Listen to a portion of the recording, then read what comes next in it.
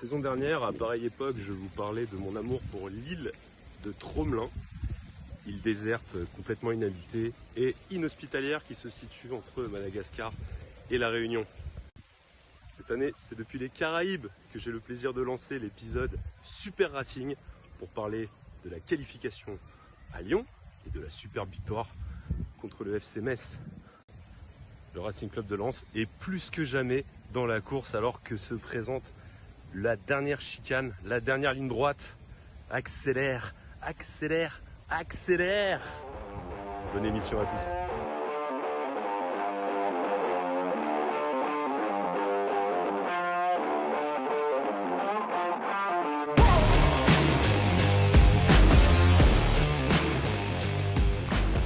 Presque en live des Antilles avec Antoine. Salut les gars, salut Rémi, salut Lucas, comment ça va? Salut Val, salut Rémi, bah écoute, très bien. Petit passage dans le nord pour ma part, Ouais. je reconnecte avec Ça avec va mes changer de racines. Londres un peu. Ouais, bah totalement, je sens le Racing Club de Lens d'ici, dans mon petit village de Rebreuil-Franchicourt. J'ai pas encore la vue sur Bollaert, mais ça ne saurait tarder. Et toi Rémi, tout va bien? Moi, tout va bien. Bonjour messieurs, bonjour tout le monde. Tout va bien. Ce sera Ouais. pas un lieu aussi exotique que Rebreuil-Franchicourt où là où se trouve Antoine, mais tout va bien. Antoine qui faisait référence, vous vous souvenez, à cette fameuse séquence de Formule 1 de la victoire de Pierre Gasly, accélère dans la dernière ligne droite. Rapport aussi avec le Racing, hein, puisque c'est notre titre cette semaine, le Super Racing. Et la dernière ligne droite qui attend le RC Lens, hein, ces 9 derniers matchs, plus cette demi-finale de Coupe de France. On va parler de cette semaine presque parfaite. Je mets le presque parce que j'ai envie d'être un petit peu tatillon sur 2-3 choses qui auraient pu être encore mieux réussies cette semaine. C'est là où on sent qu'on prend peut-être un petit peu la grosse tête, hein, quand on commence à devenir tatillon sur les petites choses qui ont été un petit peu moins bien dans une semaine presque parfaite. C'est que le Racing commence vraiment à poser ses marques et à poser son jeu aux yeux du grand public et ça fait quand même plaisir. On va parler de la qualif à Lyon, messieurs, d'abord, avec cette victoire après tir au but. C'était jeudi soir du côté du Groupama Stadium.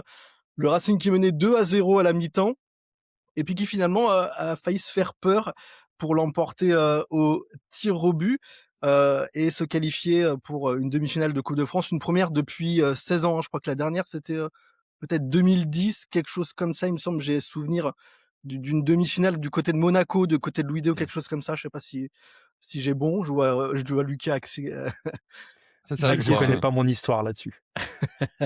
quand même, globalement sur cette finale, c'était sur cette finale, ce quart de finale, je me projette Doucement. déjà. Victoire méritée, j'ai envie de dire, en tout cas sur l'ensemble du match, Lucas. Ouais, je suis d'accord avec toi. En fait, on a eu le droit à un vrai match de coupe entre deux bons élèves de Ligue 1, deux bons élèves du championnat de France. Donc, il y a eu du rythme, des occasions, du suspense, une séance de tir au but de très haute volée, on y reviendra. Mais ouais, sur l'ensemble du match, je suis assez d'accord avec toi. C'est Lens qui a pesé le plus lourd.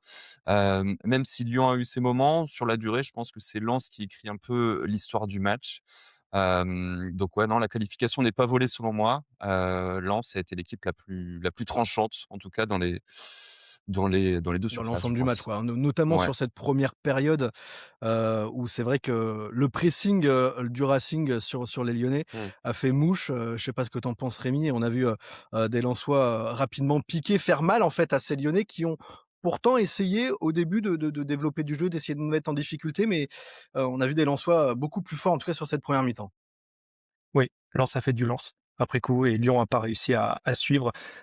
Lucas, tu dis deux bons élèves, mais qui sont dans une période qui était pas au mieux par rapport au moment du tirage. C'est Lens vrai. qui venait de prendre un point sur deux matchs, Lyon qui venait de faire 2 défaites de suite, beaucoup de blessés des deux côtés. Donc ouais, mais c'est quand même et c'est là où je te rejoins, de bons élèves, parce que c'est deux bonnes équipes qui jouent bien, qui font du beau foot, mais qui étaient pas dans la meilleure période par rapport à ce qu'ils ont connu précédemment. Et oui, pour moi, Lens était clairement au-dessus dans le jeu, mais on a reproduit ce qu'on a fait contre Monaco. On parlait d'apprendre de nos erreurs et visiblement on l'a pas Pas appris encore en tout là-dessus. cas. Mm. C'est Donc, vrai que quand, donc voilà. Quand on voit le scénario de cette première mi-temps, cette ouverture du score de Thauvin et puis ce 2e but juste avant la pause, hein, en général qui fait mal à l'équipe adverse, cette frappe lucarne en pleine lucarne d'Abdallah Sima. On se dit qu'à la reprise, notamment dans ce premier quart d'heure de seconde période où on est toujours assez efficient du côté du Racing, on se dit que bon, voilà, ça va être, une période peut-être, charnière pour nous. On parle souvent du 3e but, décisif, dans un match. Encore une fois, cette fois-ci, eh ben, il est venu chez l'adversaire, pourtant dans un match où j'avais pas le sentiment qu'on était mis beaucoup en difficulté, hein, Lucas. Ouais, ouais, ouais, en fait, on se rend compte que Lens, ben, ne sait pas vraiment fermer un match, ne sait pas vraiment garder un résultat, que Lens devrait peut-être continuer à jouer, en fait, d'une certaine façon. On l'a vu contre Monaco, évidemment, ces fameuses, 10 minutes. Ouais, On l'a vu face à Lyon, on l'a même peut-être vu face à Metz, on en on y reparlera reviendra tout après, à ouais. l'heure. Ouais. Mais je pense que c'est totalement humain, en fait. On en parlait en off juste avant l'émission. C'est ce qui rend aussi la victoire savoureuse. Mais oui, c'est une équipe, en fait, je pense, qui ne sait pas trop se renier. Lens, évidemment. Donc il y a des erreurs de jeunesse. On en a parlé durant certaines émissions. Mais je pense que ouais, Lens ne sait pas renier son identité, son pressing, son agressivité et en fait, quand elle joue contre nature, elle déjoue d'une certaine façon et c'est à ces moments-là, en fait, où on voit un peu les erreurs. Je vais rebondir sur ce que disait Rémi, tout à l'heure. Moi, je pense qu'au contraire, Lens a déjà appris, en fait, de sa leçon, vu, en fait, la séance de tir au but que les joueurs lensois nous ont proposée. Hem, je pense qu'il y a eu, la réaction bon déjà, c'est très bien que que le match se soit arrêté, en fait, à ce moment-là. Ouais, s'il y avait eu des C'était un très bon prolongations, c'est moment. pas forcément ouais, c'est vrai. Mais je pense que la réaction justement s'est faite, sur cette séance de tir au but, assez dingue où la confiance a regagné un peu les joueurs. Ouais, Je il y a il disais y a il y avait quand même une ouais, première réaction, excuse-moi, après le but, ouais, parce que d'ailleurs avant le but de Lyon, je crois qu'il y avait une barre, une transversale, hein, ouais, de qui nous a Yaremchuk aussi aussi également, sauvés. ouais. Ouais. Mais après le but de Lyon, on a eu 5-10 minutes un peu compliquées et d'un coup, pouf, dès qu'on a densifié le milieu de terrain, on a repris le ballon et là je me suis dit: «Bon ben, on va vers une fin de match assez tranquille». Il y a eu ce changement Hem, tactique, je sais pas si c'est tactique, mais en tout cas d'homme, puisqu'un Odsonne mmh, Édouard qui a été remplacé par Amadou Haïdara et tout de suite ça a solidifié le milieu de terrain ouais, et on a senti des Lensois justement après cette réduction du score, finalement qui aurait pu faire mal, tout de suite se remettre la tête, à l'endroit, et quasiment pas, subir d'énormes occasions par la suite, des Lyonnais, hein, et c'est d'autant plus rageant d'encaisser finalement ce but gag, encore une fois, un Rémi, puisque encore une fois, un ouais. but, qu'on offre à l'adversaire, Mmh. et là dans un scénario justement où, bah, c'est un match coup près, quoi.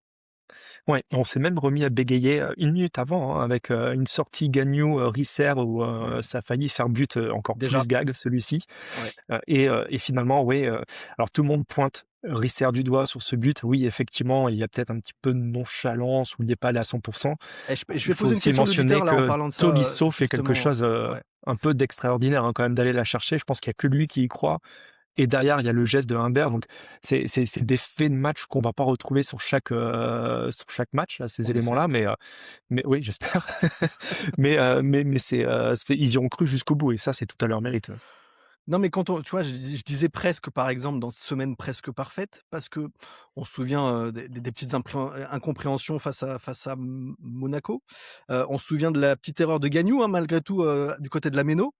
Et puis, et ben, dans ce match-là, tu parlais de la première incompréhension entre Risser et Gagnou et puis il y a derrière ce but.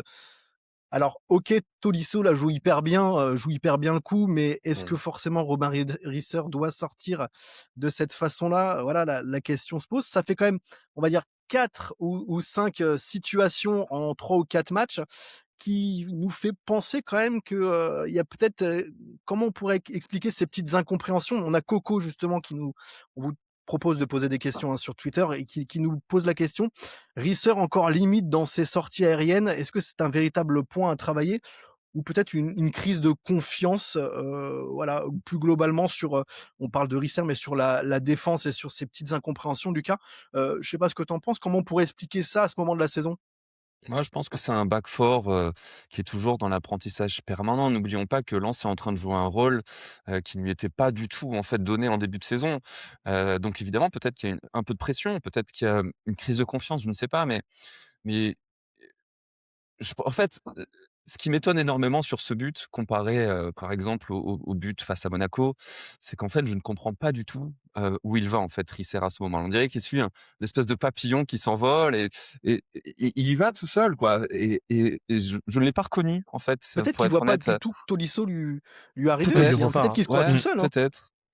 Peut-être, c'est vrai. Mais, en fait, il a totalement avoué son erreur en interview après la rencontre. Il faut avouer à demi pardonner, si j'ai envie de dire. On lui pardonne parce qu'il se rattrape sur le penalty, durant la séance de tir au but. On lui pardonne car il est jeune. On lui pardonne parce qu'il nous a fait gagner tellement de points, car il sait aussi également parler aux supporters. Mais ouais, je pense qu'il doit un peu, comment dire, se rendre compte du statut qu'il est en train de prendre et du rôle peut-être qu'il est en train également d'endosser, derrière cette défense. Peut-être que Ouais. c'est Et depuis 20 les 21 ans, hein. rumeurs. Ouais, Ouais, c'est vrai, encore tu une raison. fois, hein. Non, non, mais t'as raison, Rémi. Peut-être que les rumeurs aussi de c'est pas une rumeur qu'il a été supervisé, mais peut-être que ces rumeurs équipe de France, bon, avec son âge, hyper précoce, avec sa première saison en Ligue 1, hein, on le redit, mais il était au Bien Red sûr. Star, la saison passée. Peut-être que ça le chamboule un petit peu. Après, on a vu qu'il était encore, qu'il pouvait encore être décisif et on l'a vu, notamment dans la séance de tir au but. Mais bon, voilà, on espère que ça va pas trop se reproduire, même si j'ai le souvenir que ça s'est peut-être encore reproduit un petit peu hier, face à Metz, on en parlera tout à l'heure. Pour terminer sur cette qualif, on est quand même hyper content, hein, on fait les tatillons, mais en fait, on est voilà, on est hyper content quand même de retrouver une demi-finale de Coupe de France parce que c'est pas arrivé très souvent, hein, dans l'histoire du Racing Club de Lens. Mmh. Et quand on voit, cette saison qui se profile, on se dit que c'est peut-être le moment ou jamais de remporter ce trophée-là. Mais il y a quand même ce scénario du match, moi, qui a failli un petit peu nous mettre dedans. Malgré tout, quand je dis presse, c'est que tu as le match en main et que tu pas forcément embêté durant quasiment 75 minutes par l'Olympique Lyonnais et puis que tu te mets dedans quasiment tout seul, encore une fois, et dans un match couperé comme ça, tu joues finalement un match sur une séance de tir au but à 50-50, alors que tu avais le match en main, et c'est ça aussi où je dis que c'est presque parfait, Rémi. Oui, ceci étant, je pense qu'il y a beaucoup de personnes extérieures à Lens, des journalistes ou autres, qui ressortent de ce match-là avec, une impression de solidité mentale du club qui a été mis à un niveau, encore jamais atteint jusqu'à Mmh. présent et au final, c'est peut-être un mal pour un bien, mais ça a montré la capacité de rebond mental et immédiat de chacun des joueurs malgré leur âge. Parce que derrière, tu vas envoyer un Ryan Fofana qui touche son premier ballon sur le premier penalty ou, en tant que second tireur, dans la séance, tu peux pas te louper. Il faut être costaud donc je pense que c'était un mal pour un bien. Parce que ça a permis de montrer qu'ils avaient les ressources mentales pour passer ce genre d'épreuve et au final, ça a impressionné tout le monde. Donc moi, ça m'a impressionné, j'en suis ressorti avec plus de conviction. Ces 3 matchs-là, Monaco, Strasbourg, Lyon, ils étaient attendus. On prend 1 point, 2 matchs nuls, une qualif et c'est le plus important, mais ça reste quand même un match nul. Ouais. Mais au final, on a montré qu'entre Lens et les poursuivants, il y a un gap, parce que quand Lens joue bien, Lens est clairement au-dessus et il y a plus qu'un seul rival aujourd'hui, c'est le PSG. Ouais, même face à une équipe lyonnaise qu'on attendait, enfin, qu'on disait une des meilleures équipes, en France à l'heure actuelle, même s'ils pêchent un peu physiquement, j'ai le sentiment. Il y a eu une démonstration pendant 75 minutes et c'est que c'est quand même quelque chose à Mmh. à à retenir, hein, dans les têtes. Et puis, je sens que tu as envie de réagir, Lucas, mais j'ai Ah, t'inquiète, j'attends juste, j'attends j'avais mon envie tour. parce que tu parlais, Rémi, de cette séance de tir au but. Les tirs au but, de la façon dont ils ont été tirés par les Lensois, waouh, il y a longtemps que j'avais pas vu des tirs au but Mmh. tirés aussi finement, aussi bien, aussi parfaitement, et ça, c'est quand même hyper satisfaisant, hein. Lucas, je te laisse la parole. Ouais, il y a pas de loterie, hein, on le sait, sur ce genre d'exercice, D'ailleurs, c'est ils un avaient vrai été exercice. travaillés, hein. Ouais, ouais, ouais, ils avaient été travaillés évidemment. Les joueurs l'ont dit, en zone mixte, en conférence de presse, en interview.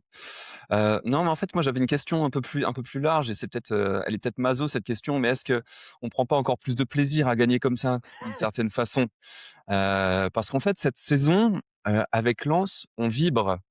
En fait, avec Lens, le miracle ou la catastrophe peut survenir à tout moment et en fait, on n'arrive pas à nous convaincre nous-mêmes de notre propre maîtrise.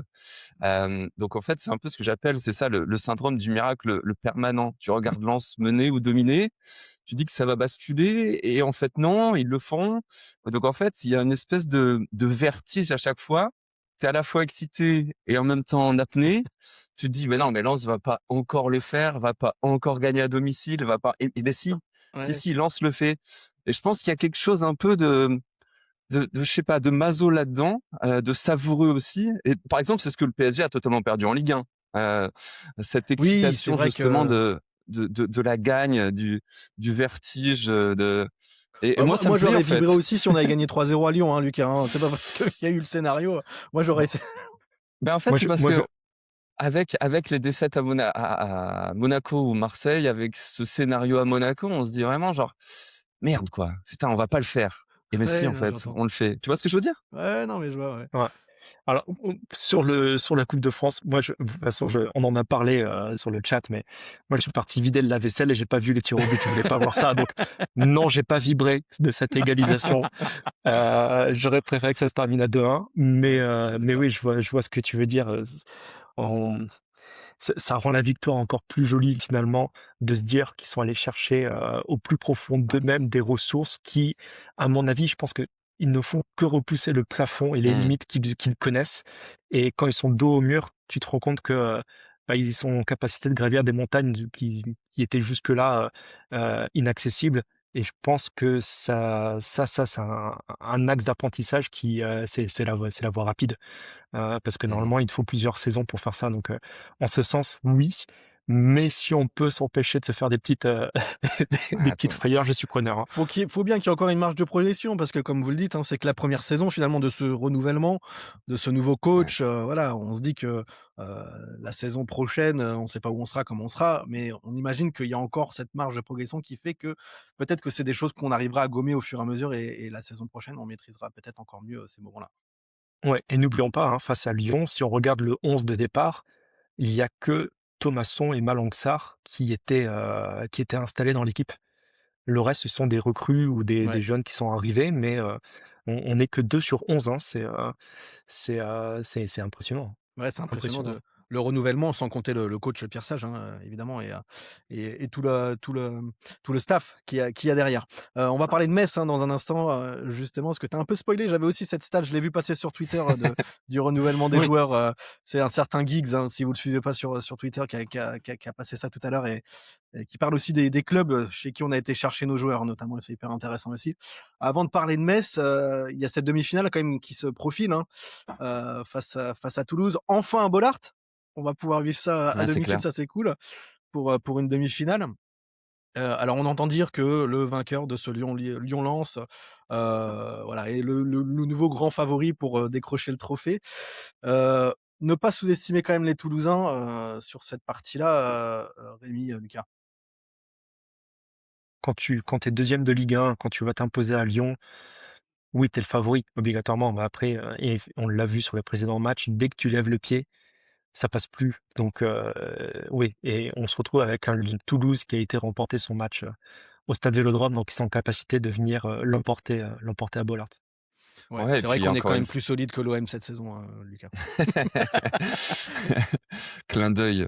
Non, mais en plus, enfin, on joue, c'est quoi? C'est le 22 avril, c'est ça? Ouais, 21, mardi soir. Le 21, c'est ça, c'est le soir. On va voir en fait dans quelle dynamique on sera à ce moment-là, avec quel effectif également. On En aura joué le fait, PSG, on aura joué le LOSC, hein, entre-temps, notamment, hein. ouais, ouais, ouais, bien sûr, mais justement, en fait, où on se situera au classement à ce moment-là, avec quel joueur? Parce qu'en fait, on a un blessé par match à chaque fois, un nouveau, et donc c'est très compliqué.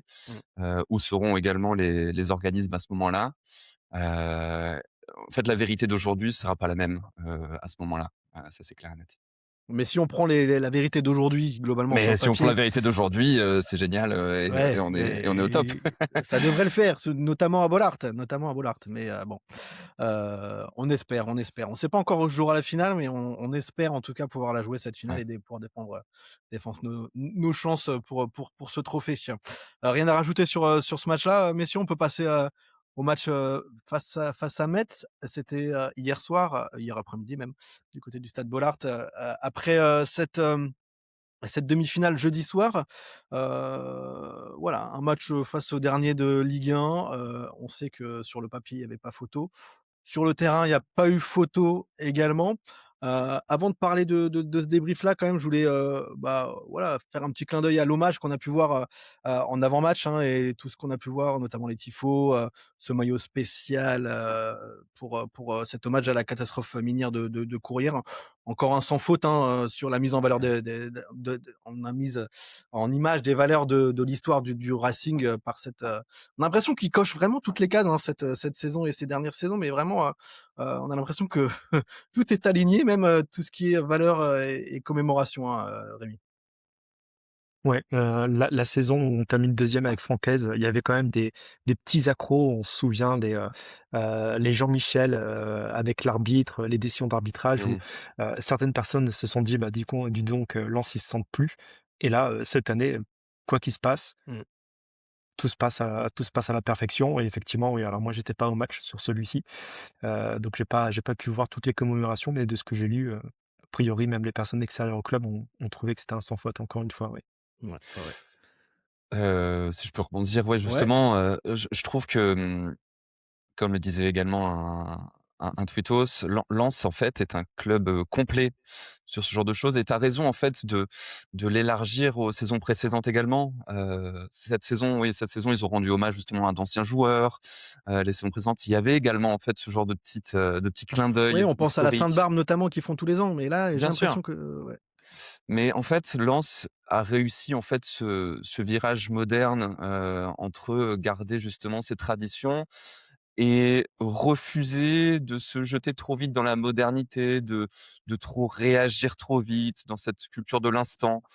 Et donc en fait, je trouve que Lens a trouvé vraiment un entre-deux entre la modernité notamment, bah, par exemple, je sais pas, sur les annonces de recrues, sur les vidéos, tournées justement vers la communication, sur la transparence également, structurelle et émotionnelle en fait du club, tout en gardant justement, ben, ce terroir, ces traditions et ces symboles très forts en fait, qui font aussi, bah, la force d'une part de Bollaert et de son club en général, quoi. Ouais, ouais. Je sais pas si vous avez vu aussi cette séquence sympa de Pierre Sage qui, fait une petite séquence tactique avec un Bien jeune là, on a sûr, vu passer sur Ligue 1+ aussi, ça c'est voilà, ça enrobe et un petit Charlie peu Tange. cette belle saison, voilà, j'ai envie de dire, déjà que tu fais une belle saison sur le terrain, en coupe, en championnat, tu pourrais te dire: «Bon, bah, en cadenas, on veut vraiment être, voilà, focus là-dessus». Bah, j'imagine que c'est le cas, hein, mais en même temps, il y a tout cet environnement, tout cet autour qui fait que ça rend, bon alors nous on n'est pas impartial, hein, mais ça rend le club, humain et agréable en fait. Enfin, moi, c'est Ouais. la sensation que j'ai. Voilà. Le club ouvre ses portes comme ça et je pense que la première question que Pierre Sage va poser aux jeunes en lui disant, «C'est quoi le rôle du piston?» et que le petit lui réponde, «C'est de manger la ligne». Il y a un sourire de Pierre Sage où il se dit: «OK, là je parle à quelqu'un qui va comprendre ce que je vais lui dire» et du coup tout a été expliqué d'une manière tellement simple, tellement limpide, sans aucun dédain, sans aucun, Ouais, l'humilité, hein. regard hautain ou autre parce que ça reste quand même une jeune personne en Bien face sûr. Mmh. et ça, bah, oui, encore une fois, c'est un sans faute et c'est un bonheur d'écouter ça, hein. Ils ont bien mangé la ligne, hein, hier, nos pistons en plus, face à Metz. Victoire sérieuse d'un Racing face à un Metz quand même, je pense que c'est l'un des adversaires, ne serait-ce l'adversaire le plus faible que j'ai vu, depuis le début de la saison, face au Racing. Je sais pas ce que tu en penses, Lucas? Ouais, je suis d'accord, mais après, ces matchs-là, faut les gagner, hein. Metz, c'était un peu notre bête noire sur ces derniers matchs, ces dernières saisons. Donc en fait, moi, je ne sous-estime pas du tout cette victoire, surtout qu'il y a Mmh. eu le score, certes, mais aussi la manière. On a vu des buts, exceptionnellement beaux, d'une Ouais, façon, 3 buts collectifs collective. incroyables, hein. Ouais, ouais. Ouais, ouais, et surtout aussi, ben, des joueurs, des seconds couteaux, en fait, qui brillent également, en fait, sur le terrain.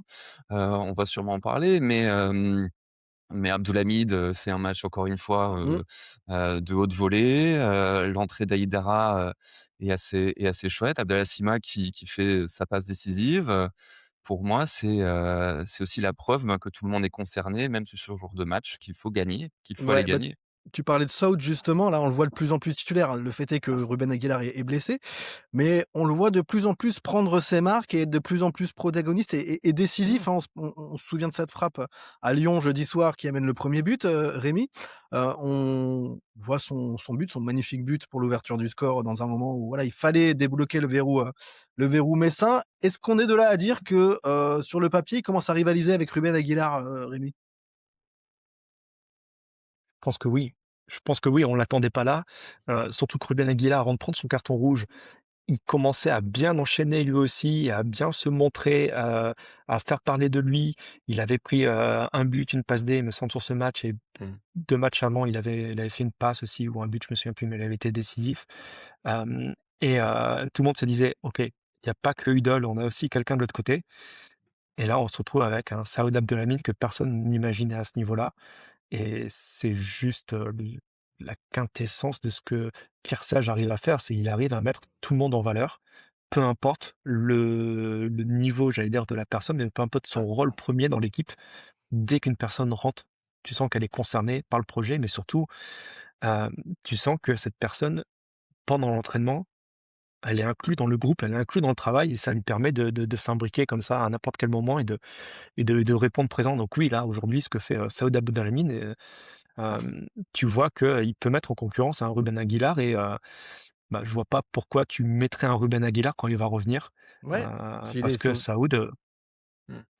ouais, Saoud, pour moi, il fait les performances en ce ouais. moment, ouais. Surtout s'il est dans cette dynamique, c'est clair.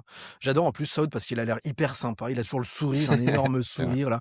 Il a marqué son but, hier, il avait une banane incroyable, tu l'impression que c'est un joueur, hyper, plein d'humilité et cetera et en même temps hyper impliqué. Enfin ça fait vraiment, plaisir à voir. Donc on disait, ce match vraiment face à un adversaire assez faible. Une première mi-temps surtout à sens unique, hein, puisque c'est vrai qu'à partir du moment où on a marqué le troisième, on en reparlera tout à l'heure parce que je crois que Rémi, c'est un petit peu ton petit poil à gratter. Mais, on a vu, en tout cas, même je dirais 60 minutes à sens unique.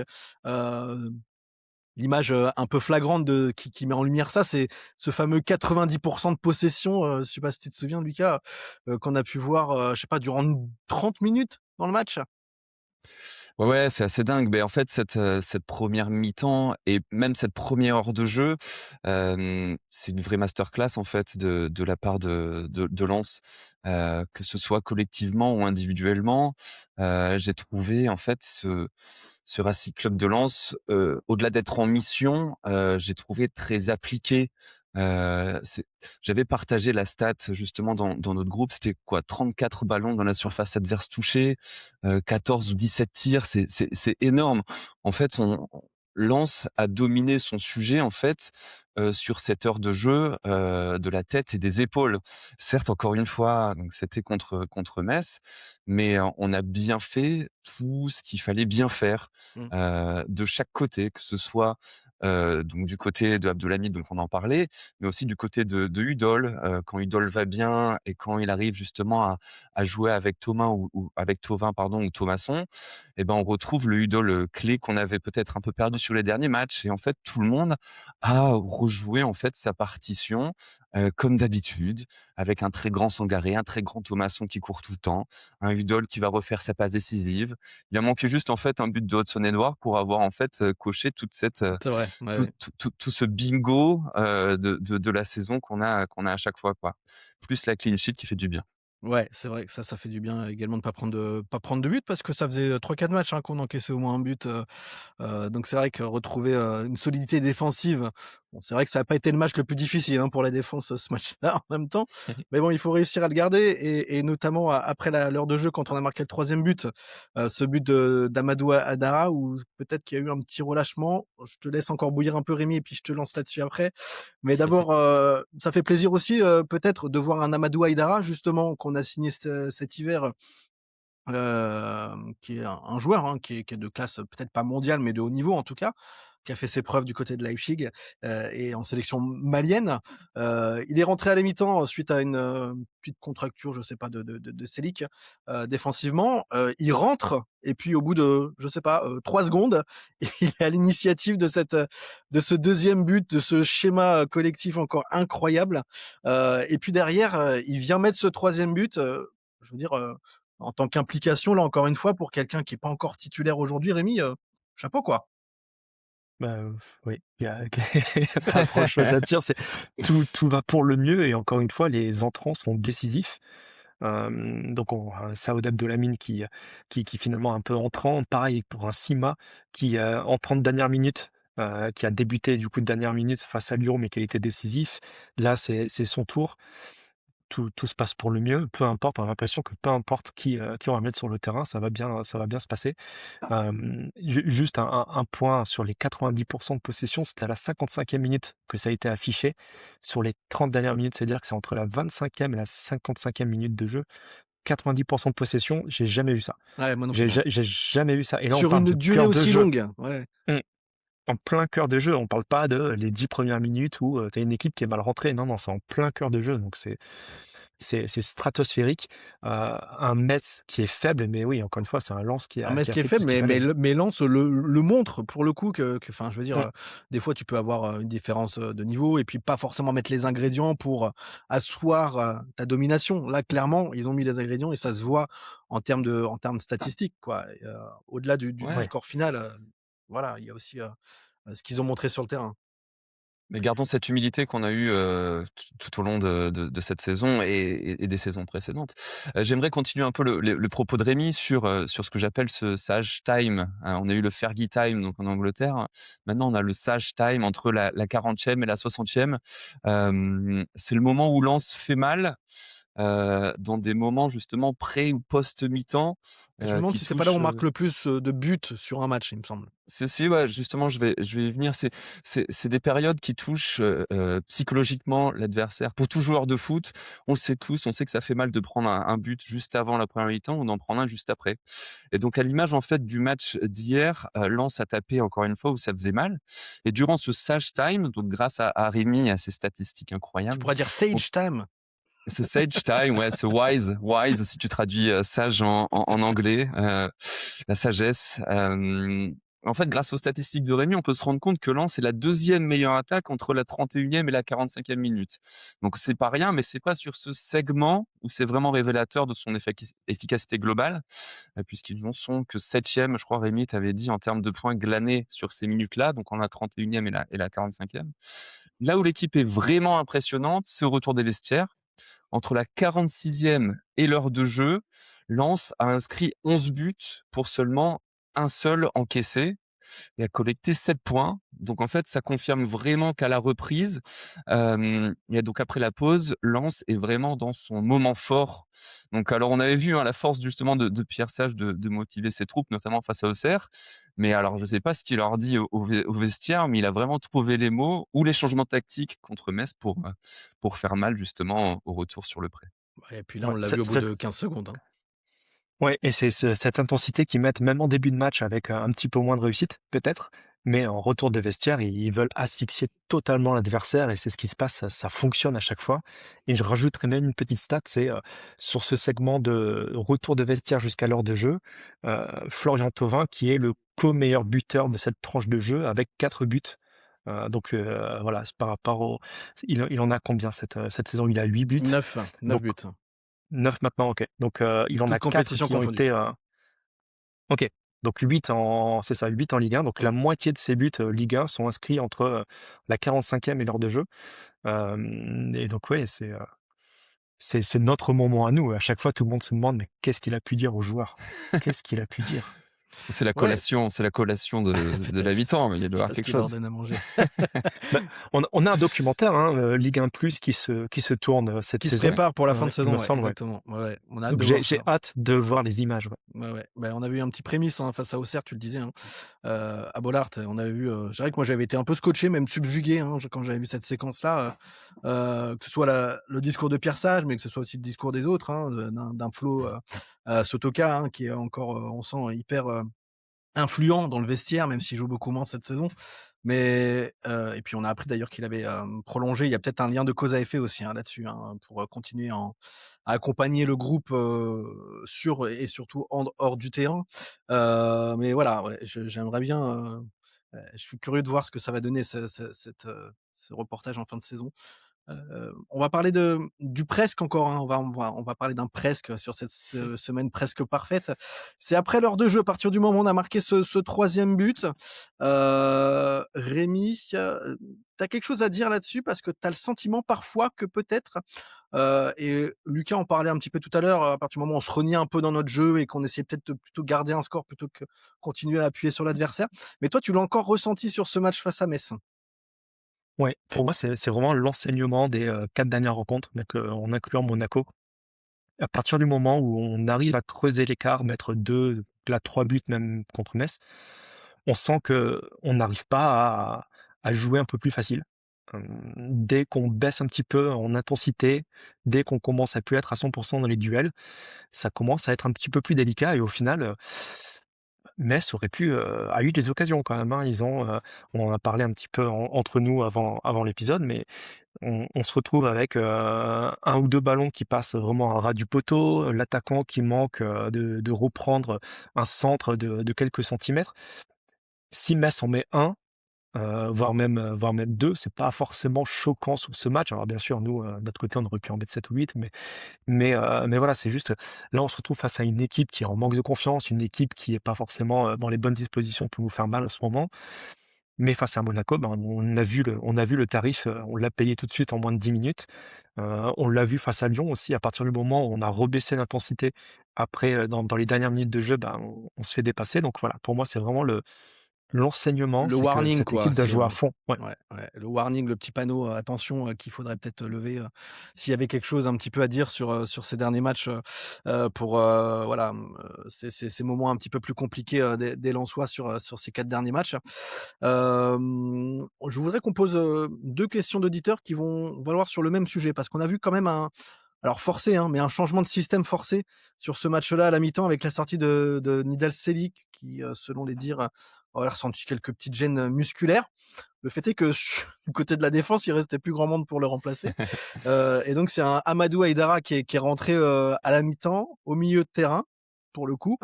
Et on a eu un petit changement de système avec, Malang Sarr Gagnou, défenseurs centraux, Abdoulhamid à droite, Mathieu Hudol à gauche.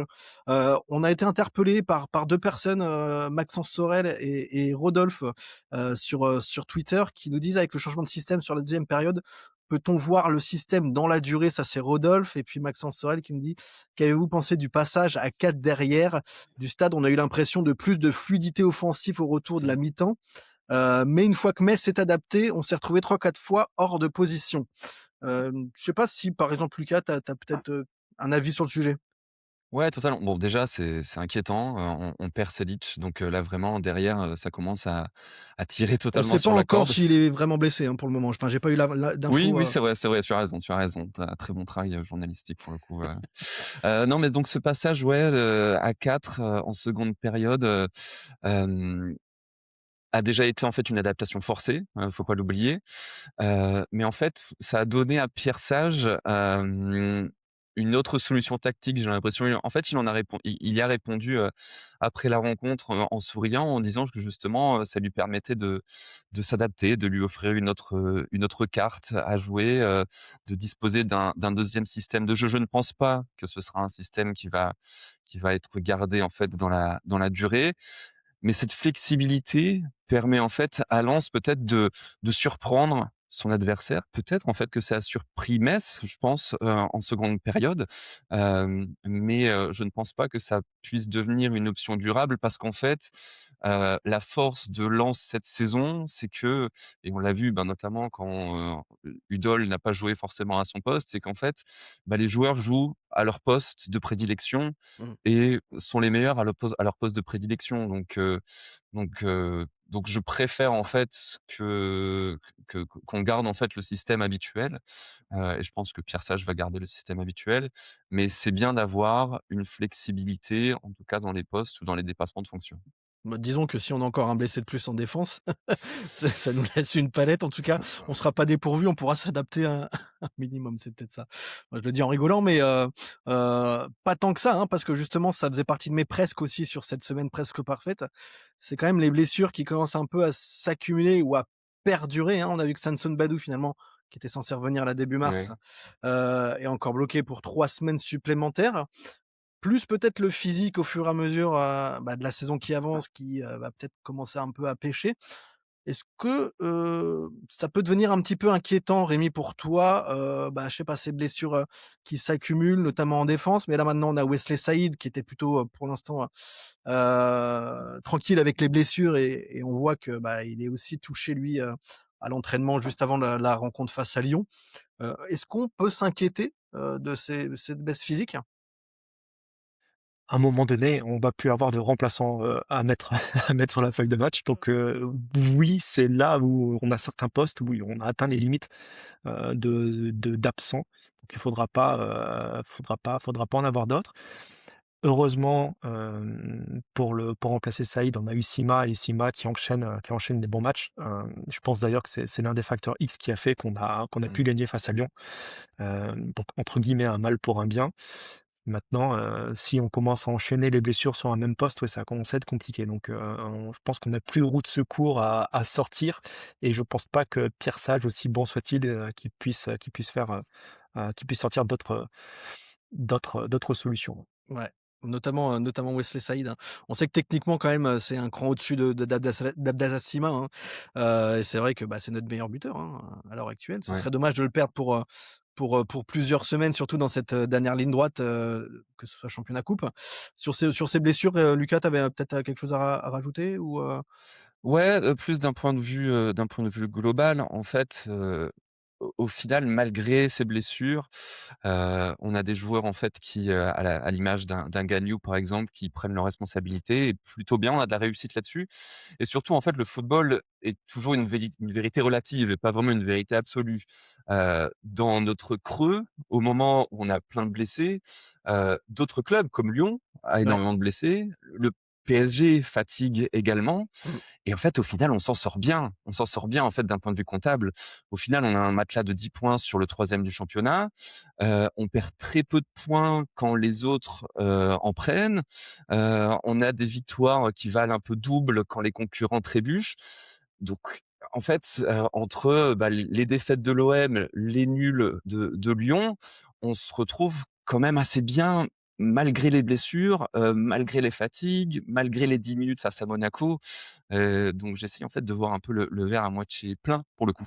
Ouais, non, mais t'as raison, mais et je pense que, c'est intéressant de le voir comme ça, aussi, mais voilà, les blessés, ils sont Bah, là c'est sûr. et au bout d'un moment, quand tu vas manquer de joueurs en défense, on ne sait pas ce qu'il en est de Sélic, et on Ouais, espère que les autres vont revenir très rapidement, mais ça va commencer à devenir, compliqué. On a vu, Oscar Len et Ravan Garnier là sur la feuille de match, là ce week-end, face à Metz.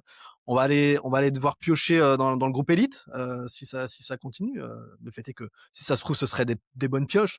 Mais bon, voilà, dans une, dernière ligne droite, ça peut peut-être au bout d'un moment aussi, peut-être jouer dans les têtes, à suivre quand même, hein, ces blessures et ces petits pépins physiques. Pour conclure, peut-être, messieurs, parler, de l'avenir un petit peu, de ce qui se passe au classement, de comment on se projette sur ces, 9 derniers matchs. L'équipe qui titre, ce matin, je sais pas si vous avez vu, un Lens à toute allure avec une belle une, encore mmh. hyper sympa. C'est pas souvent qu'on a le Racing en une, donc on les collectionne, hein, celles-ci. Il y avait aussi Heu, Silence Célance, hein, C'était après la victoire vendredi face à matin après ouais, la vendredi la matin, ouais. victoire face à avec Florian Thauvin en une, et ce fameux geste, après son Mmh. son tir au but, vainqueur. Un point de retard sur le Paris Saint-Germain. Quelque chose aussi que j'ai remarqué moi et qu'on parle peut-être pas encore tout à fait, dont on parle peut-être pas encore tout à fait, c'est la différence de but qui commence à s'amenuiser avec le Paris Saint-Germain également, hein. Là où le PSG avait plus de 10 d'écart, là on a plus que 5 d'écart, hein, 27-32. Heu, Moi je pars du principe qu'à un moment donné, si jamais ça continue à se jouer à un point ou ou à pas grand-chose avec le PSG, la différence de but va rentrer en compte, hein. Et le fait est que, bah, vu qu'elle s'amenuise, ça peut être aussi un facteur, intéressant. On va d'abord répondre, tiens, à une question d'auditeur, c'est Jean Bouib qui nous dit, «Après cette contre-performance attendue de Paris contre Monaco», il le dit un petit peu avec, ironie, hein, attendue, «et la formalité Lens contre Metz conjuguée à une demi-finale de Coupe de France à domicile, commencez-vous à croire au doublé, sur cette fin de saison?» Alors, c'est un peu, bon, faut se mouiller, hein, au bout d'un moment, les gars, hein, mais est-ce qu'on commence à croire petit à petit, toucher du doigt le doublé, Rémi? Pour moi, on est dans les mêmes dispositions que la saison 98. Sur lequel on enlève la coupe de la Ligue, forcément, et heureusement, ça nous aurait fait une compétition de plus. Mmh. Mais ouais, on va jouer les coups à fond. Donc ça, c'est une certitude maintenant. Donc oui, je crois qu'on va jouer les coups à fond. Il y a une chose qui est claire désormais, c'est que avec Marseille qui s'est troué les précédents matchs, Lyon qui ralentit, plus personne maintenant ne parle de ce qui se passe derrière. Tout le monde regarde devant et je pense que là, tout le monde est unanime. Tous les spécialistes du football et pas uniquement les supporters lensois commencent à évoquer ça. Donc oui, on regarde devant et on y croit. Après, il reste encore beaucoup de matchs. Pierre Sage a quand même passé la petite pommade, hein, en fin de match, hier en disant: «Ça y est, on a la Conference League, mais c'est tout». Mm. Mais non, mais Ouais, mais bon. f ouais, mais quand tu regardes Florian Thauvin, il a dit: «Ouais, on va faire le maximum justement pour y aller». La semaine dernière, on a perdu des points. Cette semaine, on revient à 1 point. Donc ouais, on se remet à nouveau à rêver, il a dit. Donc oui, je pense qu'il y a aussi cette ambition, en fait, des joueurs lensois de jouer sur les 2 tableaux. Après, encore une fois, après tout ce qu'on a dit sur les blessures et sur l'effectif et sur la dynamique, je pense qu'il faut prendre tout ça quand même, en compte au moment, où on devra affronter, le PSG ou Toulouse, voilà quoi, hein. Ouais. Avec quelle défense, avec quel joueur, dans quel style. Et juste, une dernière chose vis-à-vis de ces blessures, et de l'effectif et des limites de l'effectif. On va enchaîner Lorient, on va enchaîner Angers, on vient d'enchaîner Metz. On sort quand même en fait d'un tunnel où on a joué des grosses équipes. Attention, hein, avec tout le respect que je vois à Lorient et Angers, on en parlera à Lorient qui gagne des points en fait face justement aux équipes du haut de tableau. Hem En fait, on va aborder justement ces 2 matchs, enfin ce triptyque de matchs avec Metz si on compte celui d'hier, certes avec beaucoup de blessés, mais des adversaires quand même plus à notre portée, comparé en fait au tunnel de matchs qu'on a eu là précédemment, je trouve. Ouais, ouais, non, mais tu fais bien Un de le peu de dire. la chance dans notre malheur, quoi. Ouais, ouais, ouais. Ah, Rémi, il est pas quand Alors, même tout à fait, oui, parce que je vais juste mentionner une chose sur Lorient. Ils ont perdu qu'un seul match à domicile face à Ouais, Lille sur un score qui c'était était en tout assez début de élevé. saison. Mmh.